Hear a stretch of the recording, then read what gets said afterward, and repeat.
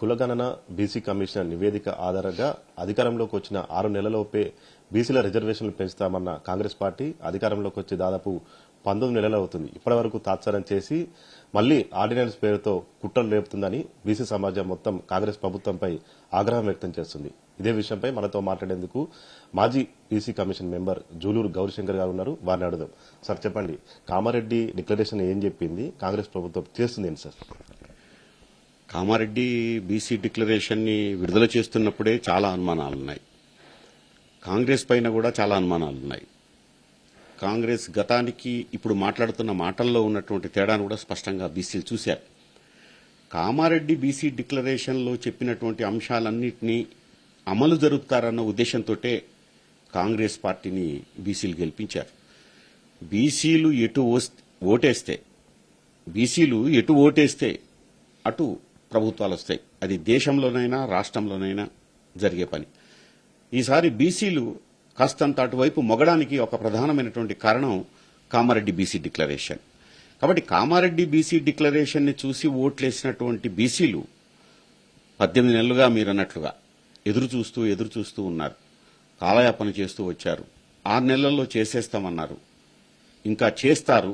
ఇప్పుడు కూడా చేస్తారు. ఇప్పుడు కూడా వాళ్ళు ఆర్డినెన్స్ అంటే కూడా బీసీలు సంతోషపడుతున్నారు. కానీ బీసీలలో ఒక భయం ఉంది, ఒక ఆందోళన ఉంది. ఈ ఆర్డినెన్స్ అమలయ్యేదా కాదా అన్నటువంటి ఆందోళన కూడా ఉంది.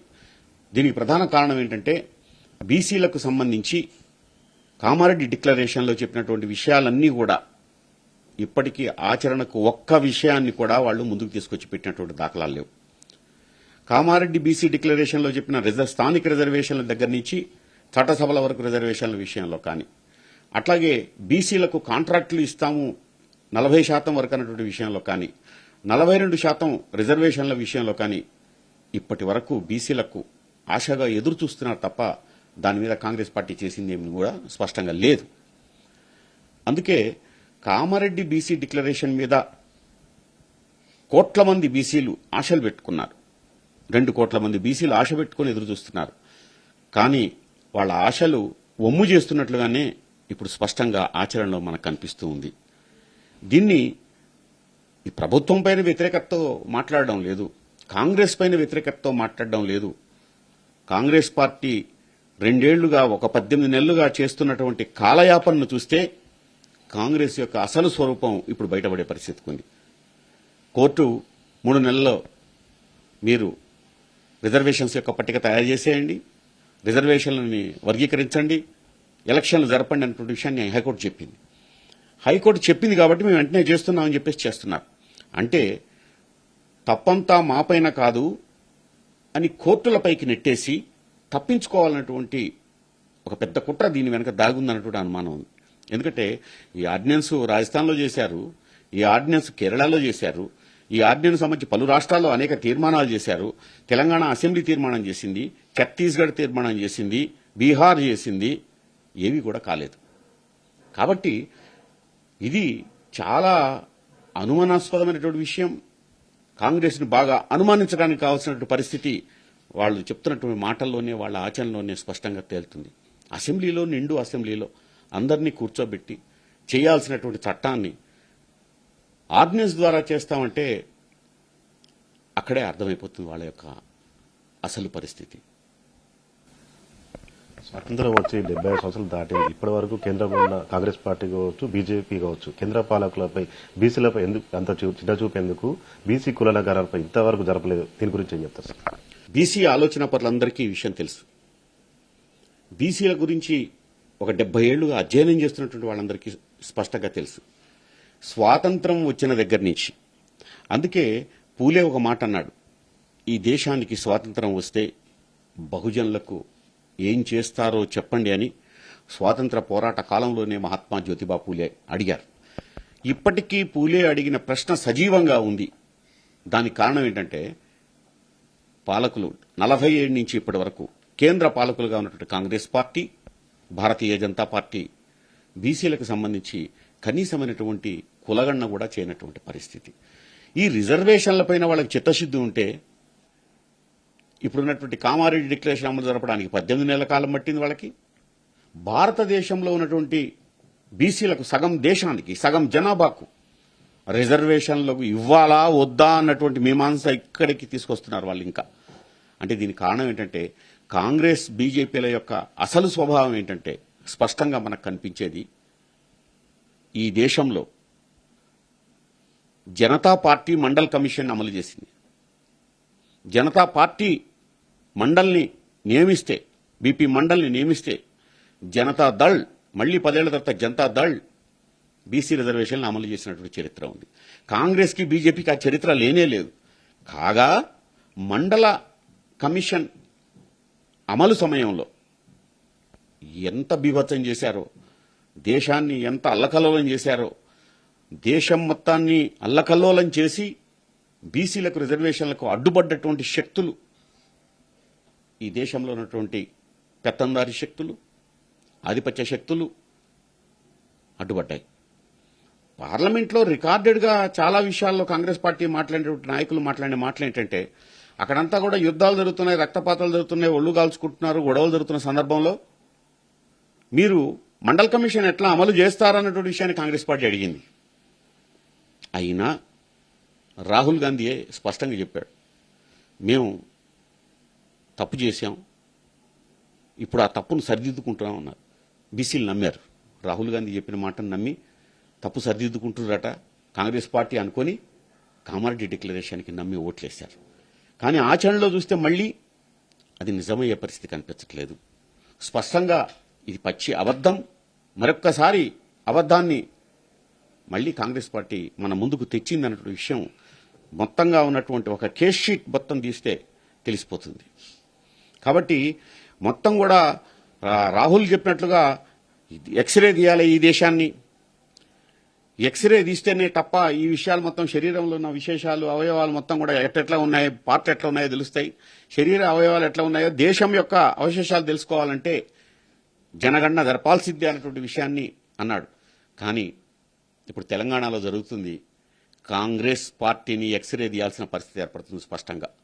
కామారెడ్డి బీసీ డిక్లరేషన్ పేరుతో ఇప్పటి వరకు మీరు చేసినటువంటి మోసాన్ని మొత్తంగా కాంగ్రెస్ పార్టీని ఎక్స్రే తీసి బీసీలో అడిగే పరిస్థితి వచ్చింది. దానికి కారణం ఏంటంటే ఆర్డినెన్స్ అనేటువంటి దాన్ని ముందుకు తీసుకొచ్చి పెట్టేసి పక్కకు తప్పుకోవాలనే విషయం కాంగ్రెస్ పార్టీ చేస్తుందని బీసీ వర్గాలు, బీసీ సామాజిక వర్గాలు, బీసీ మేధావులు, బీసీ ఇంటలెక్చువల్స్, బీసీ యువత, కుల సంఘాలు, వృత్తి పనివారులు, చేతి పనివారులు ఆందోళన చెందుతున్న పరిస్థితి ఉంది. అది కామారెడ్డి డిక్లరేషన్ కాంగ్రెస్ గెలుపు కారణమైంది. కామారెడ్డి డిక్లరేషన్ అమలు జరపకపోతే మళ్లీ కాంగ్రెస్ పార్టీని తీసి కింద కొట్టడానికి కూడా బీసీ శక్తులు ఎప్పుడు కూడా వెనకడుగు వేయరు. ఇప్పటికే అసెంబ్లీలో 42% బీసీ రిజర్వేషన్లు అమలు చేసి తీర్మానం చేశారు. దాన్ని గవర్నర్కు పంపించారు. అయితే అది రాష్ట్రపతి కూడా బిల్లు వెళ్ళింది. సరిగ్గా 3 నెలలు అవుతుంది. మళ్ళీ ఇప్పుడు ఆర్డినెన్స్ పేరుతో మళ్ళీ ఒక కుట్రకు తెరలేపారా? బీసీ సమాజాన్ని ఏదైనా మోసం చేసే కుట్రకు తెరలేపారని భావిస్తున్నారు? మీరు అడిగిన ప్రశ్నలోనే సమాధానం కూడా మీరే చెప్పారు. గవర్నర్కి పంపించారు, అసెంబ్లీకి తీర్మానం చేసి గవర్నర్ గారు రాష్ట్రపతికి పంపించారు. రాష్ట్రపతి నుంచి ఆమోద ముద్ర వేసుకొని రావాలి. ఒక గవర్నరు, రాష్ట్ర గవర్నరు రాష్ట్రపతికి పంపించిన విషయాన్ని తిరిగి తను ఆర్డినెన్స్ ఎట్లా చేస్తారు? అందరికీ అర్థమవుతున్న విషయం. గవర్నర్ చేస్తారా? చేస్తే ఎట్లా చేస్తారు? గవర్నర్ తప్పకుండా ఆ పని చెయ్యరని అనుకుంటున్నాను. రాష్ట్రపతికి పంపించిన విషయాన్ని గవర్నర్ ఆర్డినెన్స్ చేయడం అన్నది జరగదని అనుకుంటున్నాం. ఎట్లా జరుగుతుందో చెప్పండి అన్నటువంటి విషయాన్ని కూడా ఇప్పుడు స్పష్టంగా బీసీలు అడుగుతారు. అట్లాగే బీసీలకు సంబంధించి ఏంటంటే ఇప్పటికి కూడా వాళ్ళు ఒక ఓటేసే యంత్రాలుగా, వీళ్ళు రేపు లోకల్ గవర్నమెంట్స్లో కూడా మాకు ఓట్లేస్తారు, గెలిపిస్తారు. వీళ్ళు కామారెడ్డి బీసీ డిక్లరేషన్ని రాష్ట్రంలో అధికారం తెచ్చుకోవడానికి ఉపయోగించుకున్నారు. రేపు స్థానిక సంస్థల ఎన్నికల్లో కూడా తమ గెలుపు కోసం ఈ ఆర్డినెన్స్ను ముందుకు తెస్తున్నారని చెప్పేసి నేను భావిస్తున్నాను. అసెంబ్లీని హాజరుపరచకుండా ఆర్డినెన్స్ చేస్తామంటుంది. ఇది సాధ్యమవుతుందా? ఇది వర్కౌట్ అవుతుంది? అసలు అది సరైనది కాదండి. అది అసెంబ్లీని, నిండు అసెంబ్లీని పెట్టి ఏమైతే ఒకరోజు వెంటనే అసెంబ్లీని పెట్టొచ్చు కదా. ప్రతిదానికి అసెంబ్లీకి వస్తారా, మాట్లాడతారా అని ఛాలెంజ్లు, సవాళ్లు చేస్తున్నారు కదా. ఇది సగం ప్రజలకు సంబంధించినటువంటి అంశం. ఈ విషయం పైన అసెంబ్లీని పెట్టండి. ఇంతకంటే ముఖ్యమైనది అసెంబ్లీకి ఇంకోటి లేదని అనుకుంటున్నాను నేను. 2 కోట్ల మంది ప్రజలకు సంబంధించినటువంటి సామాజిక, ఆర్థిక, రాజకీయ న్యాయాలకు మించినటువంటి అంశం అసెంబ్లీకి మరొకటి లేదని నేను భావిస్తున్నాను. కాబట్టి అసెంబ్లీని అత్యవసరంగా జరపండి. అక్కడ ఆర్డినెన్స్ పెట్టండి. కేంద్రంపైకి వెళ్ళండి. రాష్ట్రంలో కులగణన చేశామని చెప్పి ఇతర రాష్ట్రాలు కూడా గొప్పగా చెప్పుకుంటారు. అయితే బీసీ సమాజంలో కొన్ని కులాల సంఖ్యను తక్కువ చెప్పినట్టు కూడా ఎన్నో ఆరోపణలు వస్తున్నాయి. అసలు బీసీలపై కాంగ్రెస్ పార్టీకి చిత్తశుద్ధిద్దా? ఇప్పుడు జనగణన కూడా శాస్త్రీయంగా జరగలేదన్న విషయాన్ని లెక్కలతో సహా చెప్తున్నారు. అసలు బీసీ కమిషన్ తోటి వీళ్ళు జనగణన చేస్తామన్నారు. అట్లా చేస్తే జరగదు అన్నటువంటి విషయాన్ని సుప్రీంకోర్టు చెప్పడంతో, అనేక హైకోర్టులు చెప్పడంతో, బీహార్ అండ్ తమిళనాడు కోర్టులు చెప్పడంతో డెడికేటెడ్ కమిషన్ని వేశారు. ఆ డెడికేటెడ్ కమిషన్ను కూడా బీసీలందరూ ఆందోళన చేస్తే వేశారు. బీసీలందరూ గొంతెత్తి అరిచారు. ఈ బీసీ కమిషన్ చేస్తే చెల్లదు, అది డెడికేటెడ్ కమిషన్ వేయాలంటూ విషయం చెప్పారు. డెడికేటెడ్ కమిషన్ వేశారు. వేసిన వారం రోజులకో 10 రోజులకు రిపోర్ట్ ఇచ్చేశారు. అది ప్రణాళిక సంఘంతో చేయించారు. ఆ చేసినటువంటి లెక్క సరైంది కాదు, అది శాస్త్రీయమైంది కాదు, ఈ లెక్క కూడా సరిగా లేదు అన్నటువంటి విషయాన్ని మాత్రం ఆ రోజే డెడికేటెడ్ కమిషన్ నివేదిక ఇచ్చిన రోజే బీసీ సంఘాలు చెప్పాయి, బీసీ విజ్ఞులు చెప్పారు, ఆలోచన పరులు చెప్పారు. కాబట్టి డెడికేటెడ్ కమిషన్ వేయడం మంచిదే. వేసిన డెడికేటెడ్ కమిషన్ తమిళనాడులో సర్వే చేయడానికి వాళ్ళు ఒక సంవత్సరం టైం తీసుకున్నారు. జనార్దనం కమిషన్ వచ్చింది అక్కడ, అంబశంకర్ కమిషన్ వచ్చింది అక్కడ.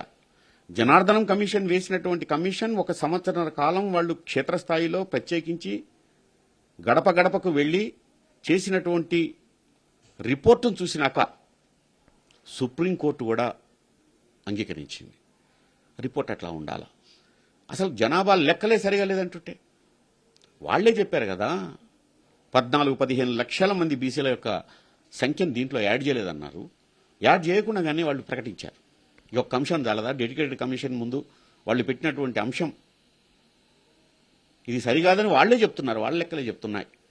కమిటీ చైర్మనే చెప్పాడు 14 లక్షల మంది ఇంకా మేము గణించలేదన్న విషయాన్ని. ఈ డెడికేషన్ కమిషన్ సంబంధించి నివేదిక బయట ఎందుకు పెట్టట్లేదు, ప్రజల ముందు ఎందుకు ఉంచడం లేదు? అసలు 2 కోట్ల మంది బీసీల తరఫున అడుగుతున్నటువంటి ప్రశ్న, ఎందుకు పెట్టరండి? డెడికేటెడ్ కమిషన్ ఎందుకు బయట పెట్టరండి? ఆ డెడికేటెడ్ కమిషన్ రిపోర్టర్ బయట పెట్టకుండా దాన్ని ఎందుకు లాక్ చేసి పెట్టారు? ఆ విషయం పైన కూడా అనుమానాలు ఉన్నాయి. వాటిని కూడా బయట పెట్టాలని చెప్పేసి బీసీలు అడుగుతున్నారు. 42% బీసీ రిజర్వేషన్ అంటున్నారు. అయితే క్యాబినెట్ లో ఇంత 42% ఎందుకు అమలు చేయట్లేదు కూడా బీసీ సమాజం ప్రశ్నిస్తుంది. దీని గురించి ఏం చెప్తారు సార్? ఏమంటున్నారు? 42% బీసీ రిజర్వేషన్ అమలు చేస్తామని చెప్తున్నారు. అయితే క్యాబినెట్ లోనే 42% రిజర్వేషన్ ఎందుకు అమలు చేయట్లేదని కూడా పెద్ద ఎత్తున కూడా ప్రశ్నలు వస్తున్నాయి. అది మనకిప్పుడు ఆల్రెడీ చాలా మంది అంటున్నారు, మాకు జనాభా పరంగా మాకున్నటువంటి రిజర్వేషన్స్ మీరు పెట్టారా? అసలు మంత్రివర్గంలో లెక్కలు ఉన్నాయా? అసలు ఆ లెక్కలు మొత్తం ఎట్లా ఉన్నాయి? అట్లాగే ఏ సామాజిక వర్గాలకు సమతుల్యత పాటించే విధంగా ఉన్నాయి? రేపు స్థానిక సంస్థలు కూడా రిజర్వేషన్స్ ఎట్లా ఇస్తారు? వాళ్ళ యొక్క జనాభా ప్రాతినిధ్యం ప్రకారం ఎట్లా ఇస్తారు? దామాషా పద్ధతి ప్రకారం ఎట్లా రిజర్వేషన్ చేస్తారు? ఇవన్నీ కూడా ఊరికే బీసీలకు మేము కామారెడ్డి డిక్లరేషన్ అమలు జరుపుతున్నామని చెప్పడం కోసం. మేము రాహుల్ గాంధీ గారు చెప్పారు కాబట్టి మేము అమలు చేస్తూ ఉంటారు. వాళ్ళు ఇప్పటికి కూడా ఈ ప్రభుత్వం రాహుల్ గాంధీ గారు చెప్పారు కాబట్టి జోడో యాత్రలో మేము అమలు చేస్తూ ఉంటున్నారు. మంచిదే, కానీ అమలు చేయడానికి మీకు కావాల్సినటువంటి భూమిక ఏది? అసలు దీన్ని కోర్టుపైకి నెట్టేసి తప్పించుకునే మార్గం. కామారెడ్డి బీసీ డిక్లరేషన్ అమలు చేయడానికి ముందుకొస్తే మాకు ఈ ఆటంకాలు వచ్చాయి కాబట్టి 2018లోనే ఆనాటి ముఖ్యమంత్రి, నేను బీసీ కమిషన్గా ఉన్నాను, ఆనాటి ముఖ్యమంత్రి కేసీఆర్ గారు చేశారు, అసెంబ్లీలో తీర్మానం చేశారు. ఈ బిల్లు పెట్టడానికి ఒక ప్రత్యేక అసెంబ్లీని ఏర్పాటు చేశారు. 2016లోనే దీనికి సంబంధించిన చర్చను చేశారు. బీసీలకు నేనేం చేశానన్నటువంటి విషయాన్ని, ఏం చేయాలన్న విషయాన్ని మీరు చెప్పండి అని చెప్పి అసెంబ్లీ ముందు పెట్టారు. ఈరోజు ఒక ఆర్డినెన్స్ తేవడానికి, ఈరోజు బీసీల ఆకాంక్షలు నెరవేర్చడానికి, మీరు చెప్పిన కామారెడ్డి డిక్లరేషన్ అమలు జరపడానికి ఎందుకు పెట్టరండి అసెంబ్లీ? ఇమీడియట్గా అసెంబ్లీ పెట్టాలా? అసెంబ్లీ జరపాలా? అసెంబ్లీలో ఆర్డినెన్స్ని పెట్టి చర్చకు పెట్టి ముందుకు తీసుకోవాలా? అఖిలపక్షాన్ని ఢిల్లీకి తీసుకెళ్తాం, కేంద్ర ప్రభుత్వాన్ని ఒత్తిడి తెస్తామని చెప్పిన ముఖ్యమంత్రి ఇప్పుడు ఆర్డినెన్స్ చేస్తూ మరొకసారి మాట మార్చే ప్రయత్నం చేస్తున్నారు. ఇప్పుడు ఆర్టికల్ 14, 15, 16 అందరికీ ప్రతి ఒక్కరికి నోటికొచ్చిన అంశం. అట్లాగే ఆర్టికల్ 340కి డికి దీనికి సంబంధించిన చర్చ కూడా అందరికీ స్పష్టంగా తెలిసిపోయింది. ఇప్పుడు ఒకే ఒక విషయం ఏంటంటే, తమిళనాడులో జరిగినటువంటి అంశం ఏంటంటే, ఒక సుదీర్ఘమైనటువంటి బహుజన ఉద్యమ పోరాటం జరిగిన అనంతరం పెరియార్ నాయకత్వంలో ఇచ్చిన పిలుపు దగ్గర నుంచి జయలలిత వరకు బీసీలు చేసినటువంటి ఒక సంఘటిత ఉద్యమాల వల్ల అప్పటికి తమిళనాడు కోర్టులో ఇప్పటికీ తమిళనాడు రిజర్వేషన్ అంశం ఇప్పటికీ సుప్రీంకోర్టులో పెండింగ్లో ఉంది. ఇప్పటికీ పెండింగ్లో ఉంది సుప్రీంకోర్టులో కేసు. కోర్టు ద్వారా రాలేదు, అది పార్లమెంట్లో షెడ్యూల్ 9 ద్వారా మాత్రమే వచ్చింది. దానికోసం తమిళులు బ్రహ్మాండమైన పోరాటం చేశారు. అక్కడ పార్టీలకు అతీతంగా అందరినీ కలుపుకొని జయలలిత అప్పటికే కరుణానిధి చేసినటువంటి ఒక సుదీర్ఘమైనటువంటి పోరాటం, పెరియార్ చేసిన పోరాటం, ఈ అందరి స్ఫూర్తితోటి ఢిల్లీ పోయి కూర్చొని నేను మళ్లీ బీసీలకు రిజర్వేషన్ తీసుకునే మా కమిటీకి వెనక్కి వస్తున్న విషయాన్ని చెప్పారు. ఏది ఢిల్లీకి ఇంతవరకు తీసుకుపోలేదే, ఢిల్లీకి ఇంతవరకు మాట్లాడలేదే. అఖిలపక్షంతో సమావేశాలు ఎన్ని జరిపారు మీరు? అఖిలపక్షాలను మొత్తం తీసుకుపోయి ఏం చేశారు? ఇది ఓపెన్గా అందరూ చూస్తున్న విషయం. కామారెడ్డి బీసీ డిక్లరేషన్ని ఓట్లను సునాయాసంగా కొట్టడానికి చేసినటువంటి పనా, లేదు మేము బీసీల కోసం నిజంగానే చేసినటువంటి పనా? ఇప్పుడు కాంగ్రెస్కి ఇది పరీక్షాకాలం. ఇది కాంగ్రెస్కి వాళ్ళ యొక్క పరీక్షను వాళ్ళు గెలుస్తారా, ఈ పరీక్షలో ఫెయిల్ అవుతారా? కామారెడ్డి డిక్లరేషనే కాంగ్రెస్ పార్టీకి మళ్లీ భవిష్యత్తుకి మరణ శాసనానికి కూడా కామారెడ్డి డిక్లరేషన్ మరణ శాసనం లాంటిది ఆ పార్టీకి. దాన్ని దృష్టిలో పెట్టుకుని అడిగేయాలా, దాన్ని దృష్టిలో పెట్టుకుని మాట్లాడాలా, బీసీల యొక్క హక్కులకు సంబంధించి మాట్లాడాలా. షెడ్యూల్ 9 ప్రకారం ద్వారానే బీసీలకు రిజర్వేషన్లు దక్కుతాయని చెప్పించి బీసీ సమాజం పెద్ద ఎత్తున కూడా ముక్త కట్టతో చెబుతా ఉంది. అయితే ఇంతవరకు రాష్ట్ర ప్రభుత్వం ఆ దిశగా అడుగులు వేయట్లేదు. ఒక బీసీ ఉద్యమకారుడిగా మీరేం చెప్తారు? రాష్ట్ర ప్రభుత్వాన్ని ఏం డిమాండ్ చేస్తారు? కామారెడ్డి డిక్లరేషన్ ఉన్న ప్రతి విషయాన్ని తూచా తప్పకుండా కాంగ్రెస్ పార్టీ అమలు జరపాలని చెప్పేసి డిమాండ్ చేస్తున్నా. ఊరూరా ప్రతి రచ్చబండ దగ్గర ఈరోజు బీసీ బీసీ బీసీ చర్చ జరుగుతుంది. దీన్ని ఎట్లా ఆపుతారు? స్థానిక సంస్థల ఎన్నికలు పెట్టేసి 42% రిజర్వేషన్స్ ఇవ్వకుండా తప్పించుకొని ఎన్నికలు ఎట్లా జరుపుతారు? ఫస్ట్ పాయింట్ అది కూడా. ఎన్నికలు ఎట్లా జరుపుతారు అన్నది కూడా చాలా ప్రధానమైన అంశం. ఇది బీసీలు ఉద్వేగం, ఆవేశం, యుద్ధ సమయం, ఇక యుద్ధం మొదలు అన్నటువంటిది ఇక్కడి నుంచి మొదలవుతుంది. Thank you sir. ఇది మొత్తంగా చూసినట్లయితే కామారెడ్డి డిక్లరేషన్ వెంటనే అమలు జరపాలి. 42% ఎన్నికల హామీలో ఇచ్చినట్టు బీసీలకు రిజర్వేషన్లు ఖచ్చితంగా అమలు చేయాల్సింది. ఆర్డినెన్స్ల పేరుతో కాలయాపన చేస్తే కాంగ్రెస్ పార్టీకి ఖచ్చితంగా బీసీ సమాజం బుద్ధి చెబుతుందని మాజీ BC commission member Juluri Gourishankar రాష్ట్ర ప్రభుత్వాన్ని హెచ్చరిస్తున్న పరిస్థితి కనిపిస్తా ఉంది. కెమెరామెన్ మధుతో మహేష్, టీ న్యూస్, హైదరాబాద్.